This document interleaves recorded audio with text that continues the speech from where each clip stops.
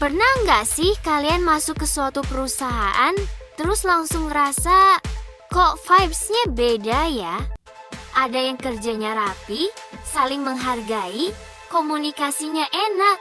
Tapi ada juga yang tegang, penuh tekanan.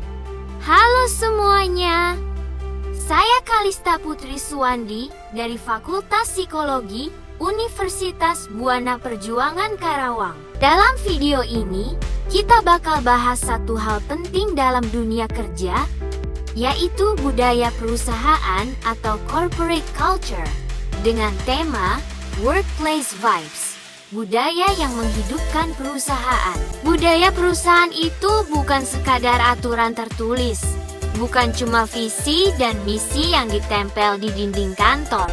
Budaya perusahaan adalah cara berpikir, bersikap, dan bertindak yang dilakukan bersama oleh seluruh anggota organisasi. Mulai dari cara pemimpin berbicara, cara karyawan bekerja sama, cara menyelesaikan konflik, sampai cara perusahaan memperlakukan pelanggan. Dengan kata lain, budaya perusahaan adalah kepribadian sebuah organisasi. Dalam budaya perusahaan, pemimpin punya peran yang sangat besar. Budaya tidak akan berubah hanya karena aturan baru, tapi karena contoh nyata dari pemimpinnya. Kalau pemimpin bicara soal disiplin tapi sering datang terlambat, maka budaya disiplin tidak akan pernah terbentuk. Sebaliknya, ketika pemimpin konsisten antara ucapan dan tindakan, karyawan akan percaya dan mengikuti. Inilah yang membuat budaya perusahaan hidup dan berjalan. Contoh kasus, PT Sinergi Karya Nusantara. Bayangkan sebuah perusahaan bernama PT Sinergi Karya Nusantara. Di awal berdiri, perusahaan ini punya budaya kerja yang kaku. Semua keputusan harus lewat atasan, karyawan jarang diberi ruang bicara, dan kesalahan sering langsung dihukum. Akibatnya, karyawan takut berpendapat, inovasi rendah, dan turnover tinggi. Lalu, manajemen baru datang dan mulai mengubah budaya perusahaan. Pimpinan mulai terbuka menerima ide, mengajak diskusi, dan turun langsung ke lapangan untuk melihat kondisi kerja karyawan.